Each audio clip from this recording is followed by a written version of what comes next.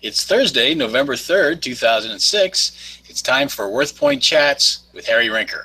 I'm Greg Watkins, the host, or no, really not the host. I'm the editor at WorthPoint.com. You can be the host. You can be the host. Oh, yeah, you think so? I could be the host? Yeah, I mean, so one week you try this without me, see how it goes.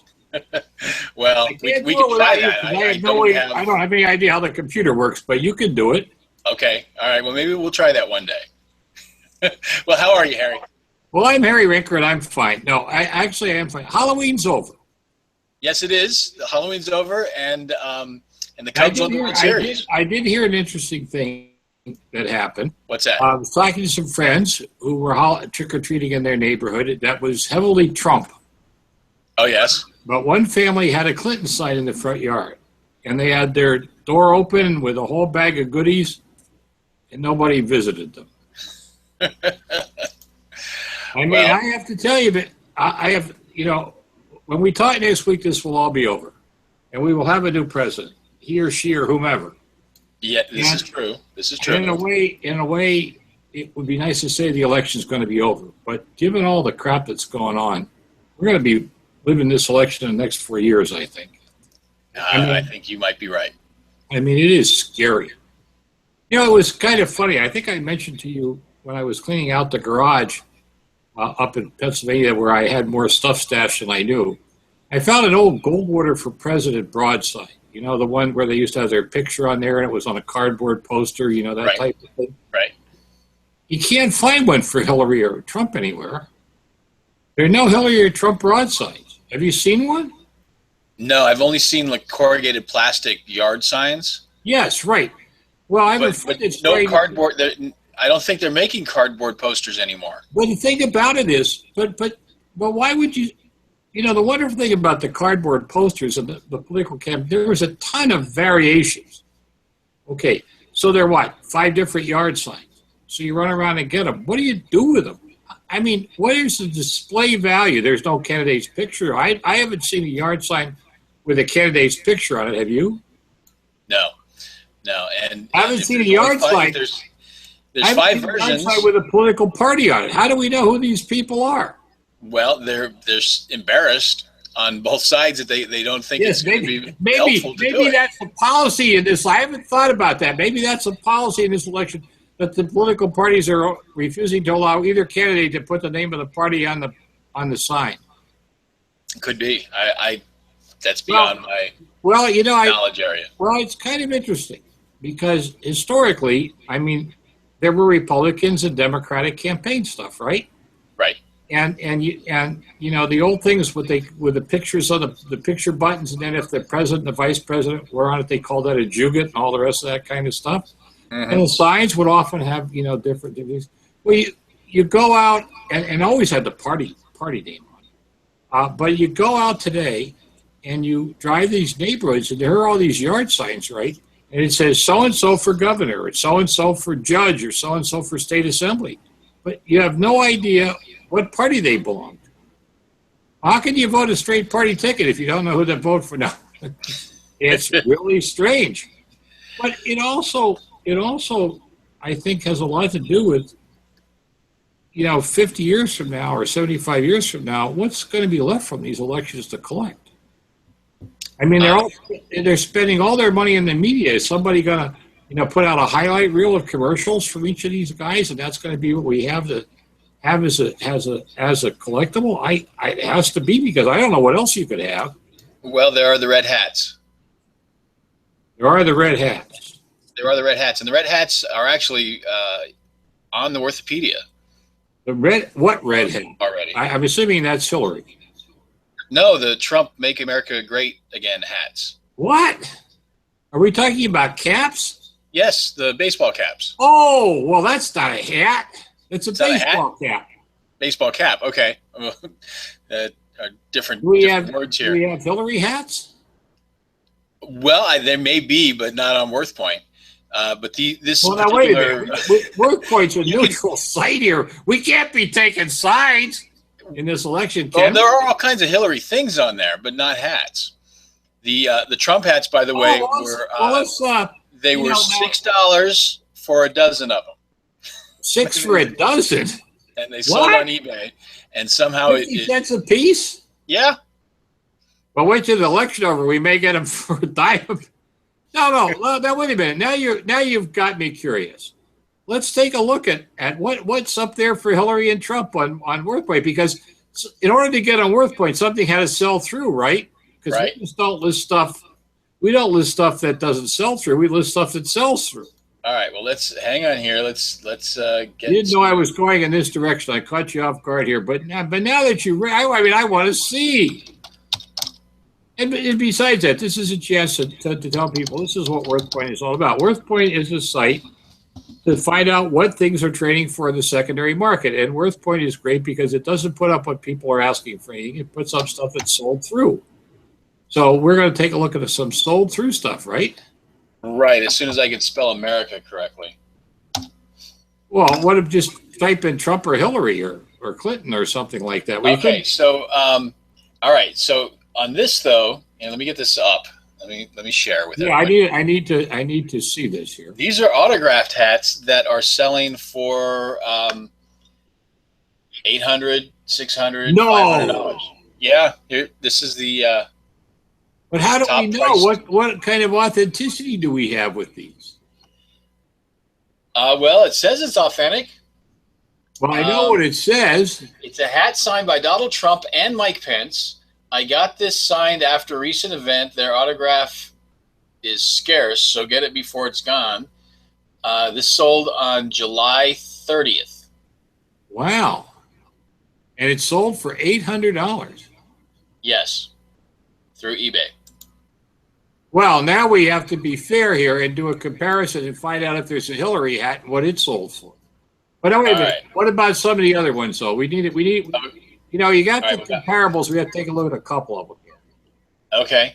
So I'll get the stars and stripe ones. Okay, this was $449.99. But that only had Trump's signature on it, right? Correct. And it's the same. It's the same listing. So it's some guy out there going to Trump events, getting hats signed, and selling them. Or well, he's not paying. He's not paying for it. I know. Wait a minute. Oh, does he have a picture of Trump signing it? Go down there. Oh, he's my guy. Look at this. There he is signing the hat. Well, this is what I want. This is what I want. It's what you want, but you cannot see the hat, so you can't see if it's the one that is for sale. And you cannot see the man selling it to prove that he was there. You know, I could go search the internet and get Donald Trump signing something and say that's him signing this hat. So well, okay. So now we have that. Well, let's let, well, to be fair, since we're not taking sides, I suppose we should do the socialist candidates too. But no, but let's get Hillary up there. I'm gonna. Let's spell it right again. I'm gonna search for Hillary Clinton hat first and see what. Yeah, well, let's see here. So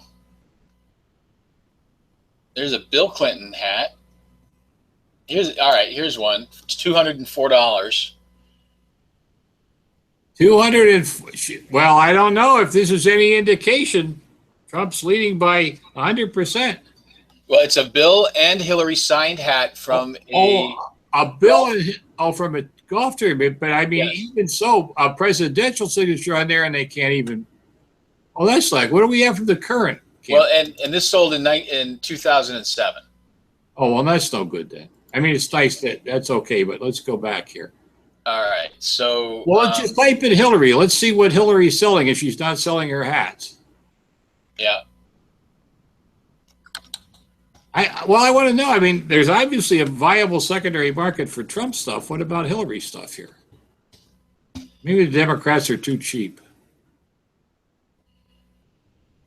Yeah. All right, so here's a Hillary sign, and it's got the early logo, and it's signed by Bill and Hillary, and it sold for $1,000.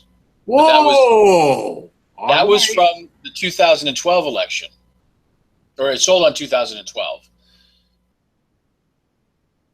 Yeah, but that's already behind. But come on here, let's. Okay, so it's from the 2008 campaign. No, I understand that.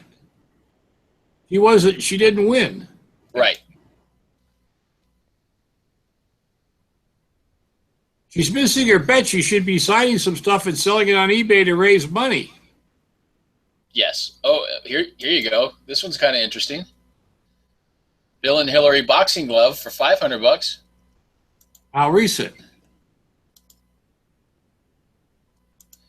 Oh, how recent? Sorry, that looks old. I'm trying to get back to it. Oh, I got it. I've got to put it up on the screen so everybody can see it. And when did that? That was last November. It was a year, no, 2013. I'm sorry. No. Well, here it is. I guess the Democrats are so sure they're not putting any Hillary stuff up there. That's interesting, though. Why would there be so much Trump stuff up there and no Clinton stuff? She must be signing her name away at these events. You would think. Yes, she would. A lot of her books. Oh, forget her book. Yeah. This is really something. Well, all right, enough of all of this. Okay.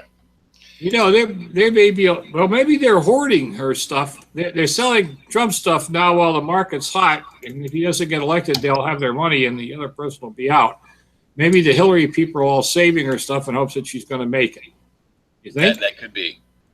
That could be. Yeah. We are, sanity does not run among collectors and sellers of this stuff. We are a little on the strange side. Speaking of strange things, you're going to love this segue, right? Yeah. Okay, so what's strange, Harry? What is strange? We got a letter in from one of our listeners, and we're not making fun of this because I think the woman was serious. She sent us a number of images and said, I have this Chippendale chest of drawers from 1700 to 1800, and I'd like to know where to sell it. Okay, and so these pictures came in, and all of a sudden, let's take a look at the general picture of the thing. Now, I've got to tell you, Greg was in my authenticating course, the one we did on the Institute. And so here is this chest of drawers, which is supposed to be Chippendale era. Now, remember, Chippendale in America is 1760 to 1800, but in England, it's around 1700 to 1750. So America was later. Now, Mr. Greg, using the wisdom that I taught you, okay, what can you tell me from this image? Well, it looks to be nowhere near the right age. Why not? Well, I can't give you specifics. Okay. Well, but I'll give you. It seems to be the wrong shape. The feet are wrong. The cadrooning is wrong. The side pillars are wrong. There's so much wrong with this. It's interesting. Now, yeah. Let's first of all, let's look at some features here. First of all, there are 4 layers of drawers, right? Right. In a period chest, what would be true of the drawers? They'd be graduated. They would be right. They would be smaller at the top and get larger at the bottom. And guess what? They're looks like the one on the bottom is smaller than the other ones, and they all look pretty much basically the same size. That's right. That makes no sense whatsoever. Okay, second of all, on chest of drawers, historically, you don't find 3 doors across the top.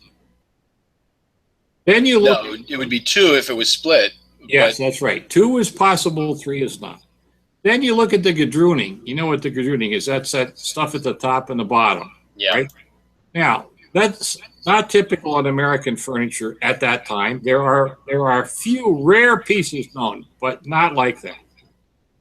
No pieces historically had those twisted columns on the side, the 3/4 columns, right? Right. And then you look down at the bottom, and those brackets look really strange. Now, first of all, no, don't go to that. I don't want to go to that one yet. Not yet. Yeah. I'm going to stay with this one for a few minutes, and we'll go to what we just saw a second ago. Now, you look at this and you say, it's definitely not American, not with the way it's all decorated like that. But they did some advanced stuff in England. And so what you really want to do is you want to find out, well, what exactly did a period Chippendale chest of drawers look like in England? So, fortunately today you can just go into a search like Google or whatever and type in English Chippendale chest of drawers, which we did, right? Yes, we did. Now, let's go start look at some of these things. First of all, now we've got some chest on chest, but take the one on the left, second row, far left. Let's look at that one. That one? Yeah. Bracket feet, plain sides, maybe some chamfered corners, nothing like we saw. Now move over 1, 2, 3, 4 pictures. There you go. Not that one. Let's look at that one. Okay, 2 drawers on the top, flat side, beveled edges, simple bracket feet on the bottom, right? Right. Drawers are definitely graduated, right? Yes. Moving on down, as they say. Yeah, there you go. Moving on down. To stop here again. Take the second row that I can see. There's a chest. 1, 2, 3. There you go. Let's look at that one. My gosh. It's got a different type of bracket feet, but notice how plain it is again, right? Yeah, very plain. Very plain. And a little bit later because of the hardware. Okay, keep on going. Now, this is a George II. This is English Chippendale stuff. All right, now, go to the rather fancy one. Oh, right there. No, just about come down one chest. There you go. Look at that one. Now, that's a fancy one, right? Right, Nice with the veneer on the front. Really kind of interesting feet. There's a fluted corner column, but not twisted. No decoration out the back, right? Yeah. So even if we go looking for an English antecedent for this chest, we can't find it. Okay? So you just scroll down 1 or 2 more. We'll just look. But what you're looking at is you look at these. You pause for a second here and look at them, and we'll stop this silliness in a second. But there's nothing that looks remotely like this piece, right? No, nothing with. Which of course means that it's so rare nobody else has one. Yeah, right. So let's go back to the thing. Okay. Now. All right, back to the drawings. Okay, there's our chest again. All right, now we're going to look at the detail of the feet. Now, look at this. We talk about flaccid carving. In Chippendale carving, now the cadrooning on the top that was at the base of the drawers and runs down the side is very detailed, but that scallop is very flat compared to that. But what's even worse is the ball feet. They look machined. Those are not hand-carved ball feet. Those are machine-carved ball feet. And then look at the color difference between the foot and the bracket extension. Right there. See it? Yes. Now, come on. If you were an 18th century cabinet maker, that would not be like that. Seriously. Okay. So keeping on going, as we say, with the slides that we have. Then you're going to look at we're going to look at the drawer construction. Now I'm assuming this is the back of a drawer. But look at the size of those joints. Those are box joints. They're not dovetailed, they're square. And they're not nicely thin dovetail lines, and there's no scoring marks on it. I mean, this is a sign of late 19th century furniture manufacturing methodology. Okay? So the dovetails aren't right either. Okay? And there's a number or something indented on the side. The thing is fuzzy, so you can't really see it. Looks like a 1 and a 5. Huh? It looks like a 1 and a 5. I know, but that shouldn't be there under no circumstances. So the drawer isn't right. So moving ahead to looking at some more.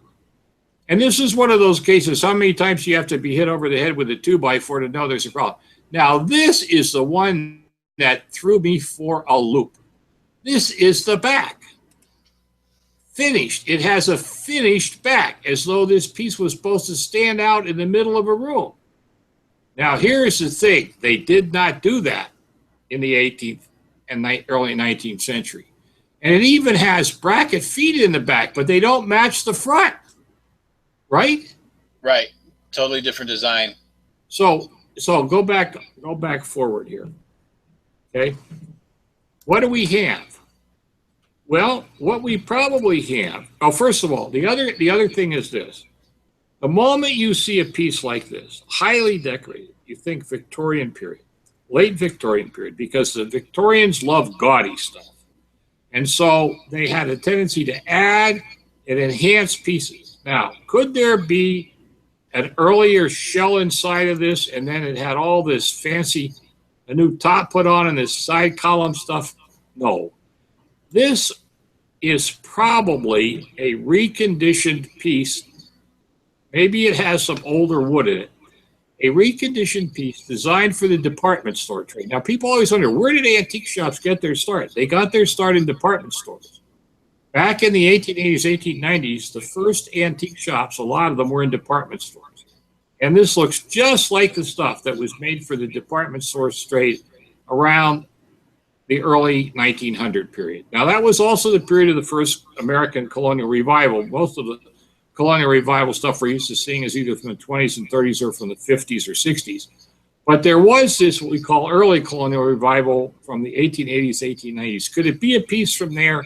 Maybe. Just maybe. But the point of the matter is, who's going to buy it? Because right now it doesn't fit any style you want to find it. I know the woman wants me to tell her that she's looking at a minimum of $3,000 to $5,000, but she isn't. I think if she could get $750 to $1,000 for it, that would be a lot. And where would you sell it? Well, the only hope you have is to fly it at auction in New England somewhere. See if Skinner's would take it, or Doyle in New York, or one of the other ones, or maybe Nye over in Bloomfield, New Jersey. Nye's auction over in Bloomfield, New Jersey. Maybe Doyle in New York. Sotheby's and Christie won't take it, that's for sure. Skinner's might up in New England, but there's some other houses in New England. But it's got to go in one of those areas up on the internet, and hopefully someone will buy it for decorative value, because, man, oh, man, it's certainly not period. It's certainly not English period Chippendale. It's not American period Chippendale. It is what it is, a hodgepodge of styles, designs, and created for who knows what purpose. That woman is never going to send us another question again, is she? Well, no, she might. I mean, if she's honestly looking for, the problem is we get these questions, right? Yes. And they don't tell us what they paid for it. They don't tell us the provenance, how they acquired it. They just say, here, I got this thing. This is what it is. Where can I sell it? Yeah. Well, in a way, what she forces us to do is play a guessing game. And, when I have to guess, I'm going to rip something apart, because it better be right before I guess the other way. I mean, I'd love to see the piece in fact, because it'd be fun. It'd be a great piece to have in the Institute's authenticating course. We'd have a field day with it. Oh, yeah. Just pointing out what should be there. Why it isn't what we think, why it isn't what she thinks it is. Yes. But anyway, enough of all of that. Now that you've seen what we do with the stuff you send us, we still want you to send us your comments and pictures too, right? Right. Get that thing up on the screen there, buddy. It's coming. Here it is. There it is. No, that's you up there. There it is. There it is. If you'd like to submit an item for us to tear apart now, an item that you'd like us to identify and evaluate, send photographs and everything you know about the item to, and it's community@worthpoint.com, community@worthpoint.com. Now, do me a favor. It's great when we get 6 or 7 or 8 or 9 photographs. But, what we don't have is we don't have the size. She didn't give us any measurements for the piece, right? Right. Except, it's on a floor, so you can get some sense of size. She didn't give us any history of the piece. How did she acquire it? What did she pay for it? Where did this date 1700 to 1800 come from? I mean, I don't know. And so when you send us that, the more information you can provide, the better off we are to deal with it seriously. Right? Yeah. Right. Any little bit of information helps with where she was when she bought it. Yes, absolutely. Yeah, you're right about the information that she did send us. Who told her this stuff? Well, now that the Cubs have was it the person who sold it to her just to bump up the price? Yes, we know that happens too. By the way, now that the Cubs won the pennant, people can go out and start buying antiques and collectibles again. Well, no. Baseball and collectibles, they're already selling autographed bats, but they're not really autographs. They're printed onto the bats, but they're limited to 2016 bats. So it's really worth it. Yeah, well, get a life. Yeah. But anyway. Yeah, if you want to buy that, I have a bridge to sell you. Yes, and located in Arizona, no doubt. But anyway, I do want to talk about what I'm hearing in the trade right now because I'm getting very concerned. I'm starting to hear mixed messages about what's going on sales-wise out there. Now, this is a great time to be in the antiques and collectibles trade. I'm going to be a little bit of a guru here. Yes, get the guru mountain thing up here. But, prices are as low as they're going to go in our business. And I don't think there's any need to drive them any lower. And the thing is that right now, the antiques and collectibles trade is loaded with bargains. And even if you want to buy it for use, the trade is loaded for bargains. But yet, I'm starting to hear reports out in the trade that people aren't buying, that shows are not attracting the crowd, that people aren't spending money, that estate sales that normally were very successful are hitting some hard times. And the question is, how can you explain this? I mean, it's nothing wrong with the economy. Okay, so the stock market's dropped a little bit, but not much. And you know what I think? It's the election. I was about to suggest that. Yes, I think we are so caught up in this darn election and so fearful of what it's going to mean, no matter who wins, that everybody has just decided to take time off in spending. Now, it's not just in our market. The car sales are down 20 and 30% from what they were in the same month last year. Housing starts have slowed down all across the country. Now, why? I mean, it's not like wages are steady. Okay, sure, there's some cutbacks in some industries and so forth with all that, but unemployment's at nearly an all-time low. And people are sitting on their money. Yes. And the antiques and collectibles trade is a discretionary income trade. You have discretionary income, you buy. You don't have discretionary income, you don't buy. I think I heard on the radio today that the stock market was down for the 8th straight day. So people are not buying or moving stocks around because they're worried about what's going to happen on next Tuesday also. Well, I don't know. I heard midday. I heard it was about even, but it's down below 18,000 again. So I don't know. I'll have to look it up. Yeah, I think I heard it during my commute, so I wasn't really paying attention. Just sort of caught my interest there at the end. Well, I'm a little concerned because I don't see this. I don't know why people are like this.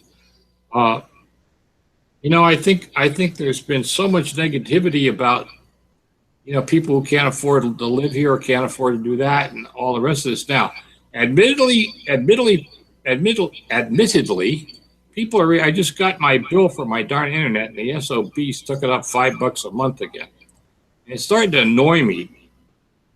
The infrastructure's all there. It's just jacking prices up to see where the end limit is. So every bit hurts. So I don't know. I'm hoping come November that things are going away. I've got a friend out in Hillsdale, California right now, out of the big Hillsboro show, north of San Francisco, and I'm just waiting to hear her reports. Healdsburg? No, Hillsboro.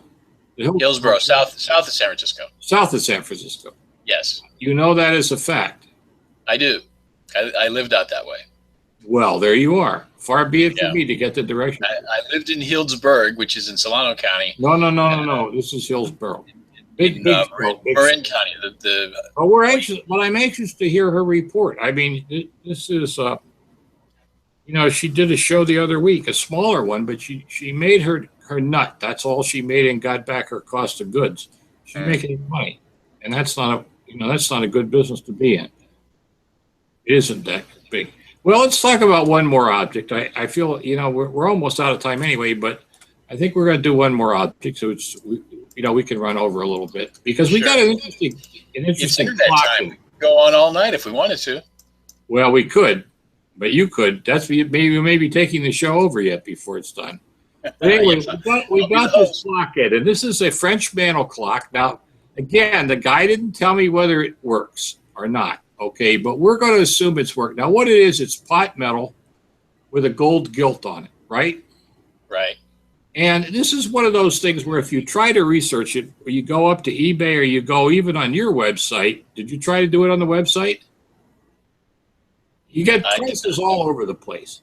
Yeah, And of course, I wouldn't even know where to begin without a well, you without a. just type in French antique French mantel clock. That'll get you Okay. started. But the thing about it is, you have to remember the theme. It's got a cross on it and a gal with a staff. Okay, so, but if when you, because I did research this, by the way, on WorthPoint, and you get prices all over the place from 3, 4 to 10 to $12,000. But you start reading the descriptions, and they're very different from this clock. This is a very basic clock. It probably was part of a garniture set. Now, you know what a garniture set is. That's the thing that's set on a mantle where the clock was possibly flanked by two urns or two urns and two candlesticks, one, a set of 3 or 5. But anyway, okay, so there you go, right? Right. You get French. No, try French ormolu, ORMOLU, French ormolu mantle clock. Sorry, antique French. ORMOL,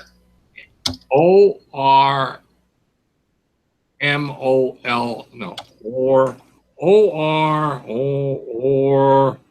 MOLU, ORMOLU, antique French ormolu. There, you got that one? Yep. Now That's it. scroll down. Forget the elephant. All right. Now we're coming in. Now look. Now take the clock on the right there, right? And what did that sell for? It's $580 in 2011. And that's the right price. That's the right price for that other clock. But if you go up to firstdibs.com, you know that website that's the biggest ludicrous website of the world. You'll find Right. that same clock listed for about $2,500 to $3,000. Let's see what else you found up there. That's a good price because that's the right price. Let's try the one in the dome there. Okay, this one sold for $500 in 2006. Oh, well, these are coming in right where they should be. That's interesting. I think I don't know if I typed in something different or not, but I got clocks in the middle thousands or low thousands, and that's not right. But those two examples we found there are top of the line because those are right on the money. You got some more to pick from there?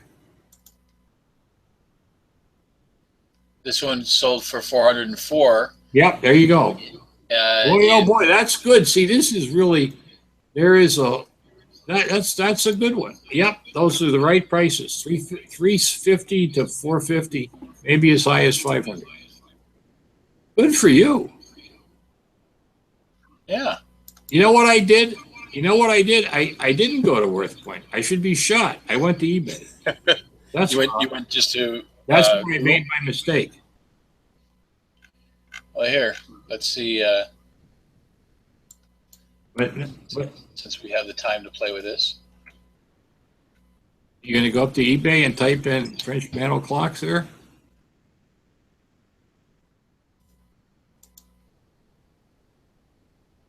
So. Well, look, so see the prices there, though? Right. So these are for sale now.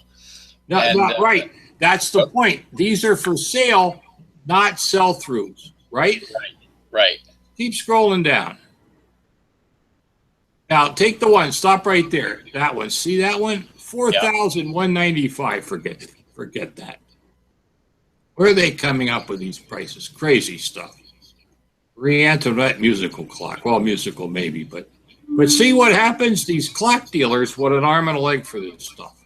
When set in an open market environment like eBay, that's what the other numbers are right. Now there's a garniture. There's a garniture set. Right, with candlesticks, but not vases. Yeah, I know. But see, this is where WorthPoint really is great because WorthPoint is sell-through prices, and boy, we found 3 comparables there very easily, just very, very easily, really. Yeah. So it's interesting. See, I wouldn't have known what the the values would have been on these. So I would have definitely had to do the research, and the numbers that come up are a third or a quarter of what they're asking for at minimum.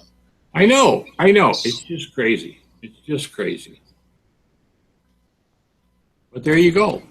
Interesting, isn't it? Yeah. All Handy right. little item we've got here.